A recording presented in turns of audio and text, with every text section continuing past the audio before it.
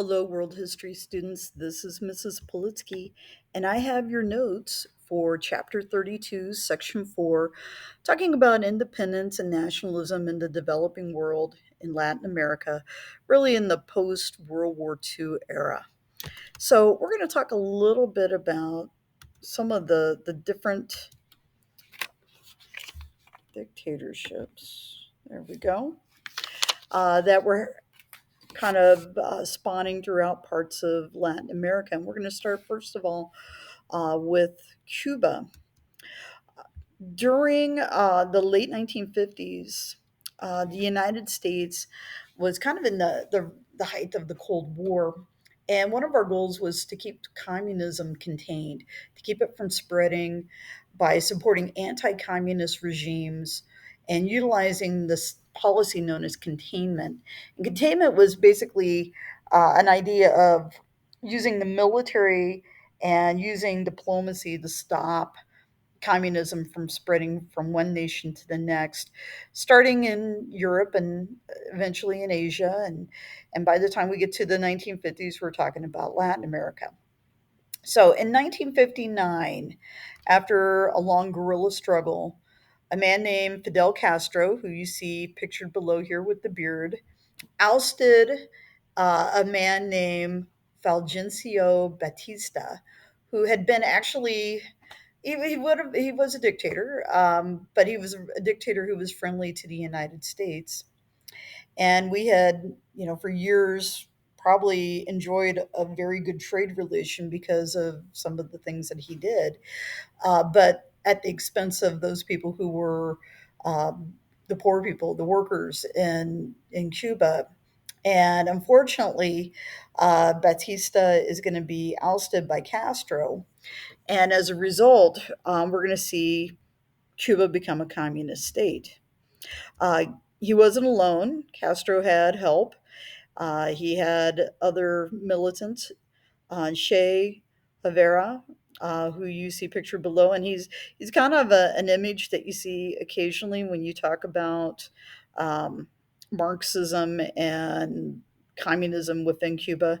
But both of these men, they wanted a Marxist regime in Cuba and an end to the U.S. dominance. They wanted wealth redistribution so that the poor had a little bit more money, and they wanted to reform society. And eventually, under Castro, Cuba was able to end illiteracy because everybody had to go to school. And so they did have that opportunity. They also provided free health care and national property and national businesses. But again, at what expense? Because Cubans lost pretty much all of their civil liberties in the process. And in a way, are still dealing with that in the current times. The United States was displeased with Castro's economic policies and tried to overthrow him in 1961 using an invasion of Cuban exiles who had fled Cuba after Castro came to power. These exiles were trained by the CIA, and an event that was supposed to be supported by the U.S. military but wasn't, known as the Bay of Pigs. And the Bay of Pigs was a huge failure. Many of these exiles were um, basically arrested upon reaching the beaches of Cuba. And it was really kind of a disappointment. As a result, this is going to cause President Kennedy to have a lot of critics in his first year or so in office. And it's also going to call upon other leaders to challenge him, particularly a man named Khrushchev, who was the communist leader of the Soviet Union at that time. So in 1962, a year after the Bay of Pigs failure, there was a major showdown again between the United States and the Soviet Union, and was over the Soviet Union's idea of placing nuclear missiles on the island of Cuba. The United States had actually placed nuclear missiles in Turkey, and it was kind of like the Soviet Union's revenge to put missiles closer to the United States. And the United States had taken some secret photographs with a U 2 spy plane. They developed those pictures, and they could see the beginnings of what looked like a missile site. And as a result of that, we set up a naval blockade to stop the Soviets from bringing the missiles into Cuba. And after about 2 weeks of just kind of a showdown between the United States and the Soviet Union, just off the coast of Cuba, um, the Soviet Union backed down. But after years later, we found out that the U.S. agreed to some negotiation where we would remove some of our nuclear missiles from Turkey, and in response, the Cubans would, or the Soviets wouldn't be putting missiles in Cuba.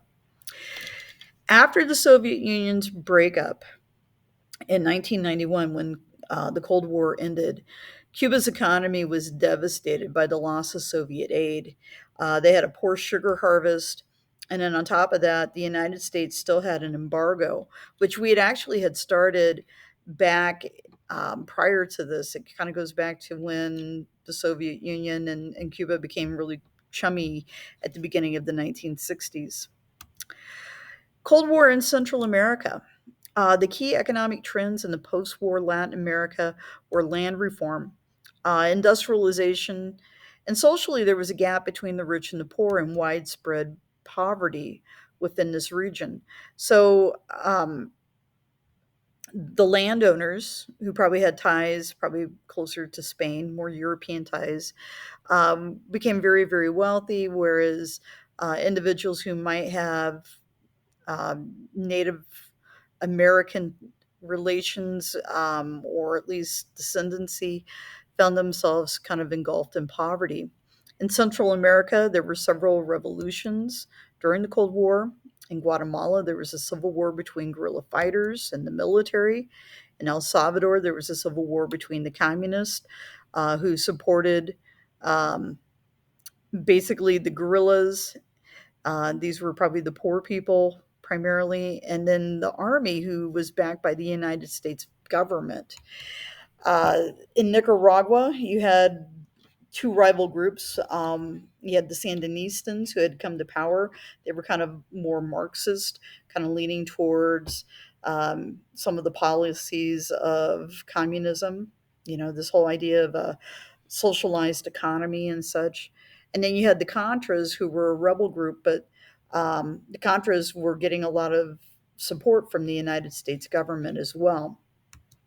So, the belief that the church, Catholic Church, should be active in the struggle for economic and political equality is known as liberation theology. And this was really kind of sparked starting kind of after Vatican II, but it kind of rose to prominence in parts of Latin America during the 1970s and the beginning of the 1980s.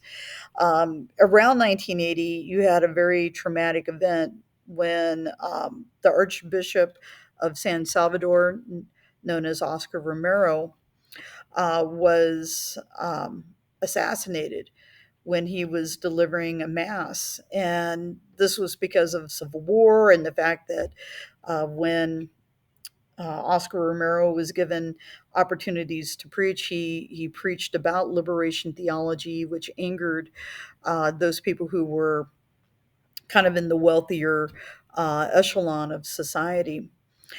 He was not alone. There were many nuns and priests who were murdered as a result of speaking out against, um, Marxism, and speaking out against the whole notion of the wealth being in the hands of so few. In 1977, the United States and Panama signed uh, the Panama Canal Treaties, which basically this was an agreement for the United States to hand back the control of the canal zone, which was um, basically a swath of land through the middle of Panama, basically 5 miles either side of the canal, all the way across the nation of Panama. And the goal was to do this before 1999. Truth is, I believe that this was done by 1997, but there were some issues as the deadline was kind of coming close. Panama had some political changes, and a dictator came to power in the 1980s, and he was getting to be a little more hostile to the United States. So in 1989, Our president, George H.W. Bush, that would be George Bush Sr., sent troops to Panama to bring the dictator known as Manuel Noriega to the U.S. to stand trial for drug trafficking charges because as the leader of the country, he was allowing drug cartels to move drugs through Panama and eventually into places like the United States. Manuel Noriega was eventually arrested, but he had a little standoff, and the United States military had to use some psychological warfare to get him out of his house and to bring him to justice. He was put on trial. He was found guilty, and he served 17 years in U.S. prisons for drug trafficking charges. It's one of the few times that we've seen a leader basically stand trial in the United States for doing such a thing. In South America, you had Argentine leader Juan Perón in the kind of in the 1950s and 60s. He nationalized many industries and supported the military and unions in order to stay in power. He, along with his wife, kind of ruled together in Argentina. By 1955, he was forced out of power by a military coup. He would come back to power for a short period of time. In the 1980s, 1982, the Argentine military fought a war with Great Britain over a couple of islands known as the Falkland Islands. And this was done by the Argentine military to kind of bolster its popularity at a time when the government wasn't really popular. And so they decided to take on a world power, the British. And at this period of time, Great Britain's leader was Margaret Thatcher. She was known as the Iron Woman, and she sent British ships to the Falklands, and they fought over these islands, and these islands today are still in the hands of the British. So that probably wasn't a great idea for the Argentine military. In Chile, the Chilean socialist leader known as Salvador um, Allende sought to improve the standards of living by nationalizing the American owned businesses and redistributing land to the poor. In 1979, he was ousted from power by a military coup led by one of the generals known as Augusto Pinochet. Pinochet was a kind of a violent man, and Chile, under his authority, was not necessarily a very pleasant place to be if you were a dissident. Allende was eventually assassinated during the whole process, and so you had a country that was kind of divided. In number 16, in the face of increasing public outrage stemming from General Pinochet's suspension of Chilean civil liberties, in 1989, Pinochet authorized elections that were actually eventually won by an outsider, Patricio Iwin, and he would lead Chile for the next 4 years, but he would usher Chile back probably to a more moderate stance even today. In Colombia, you had economic challenges that were created by poverty. In turn, those living in poverty turned to the drug trade, and eventually, drug cartels became kind of the way to get things done in this nation. And they kind of forced the government to cooperate because they were running the show. Then you had a series of violence where rebels made deals with the cartels to oppose the government, which eventually led to a lot of intervention by outside powers, including the United States, to shut down the drug trade. And really, only in the last handful of years has Colombia kind of stabilized, but they still have issues. Thank you very much.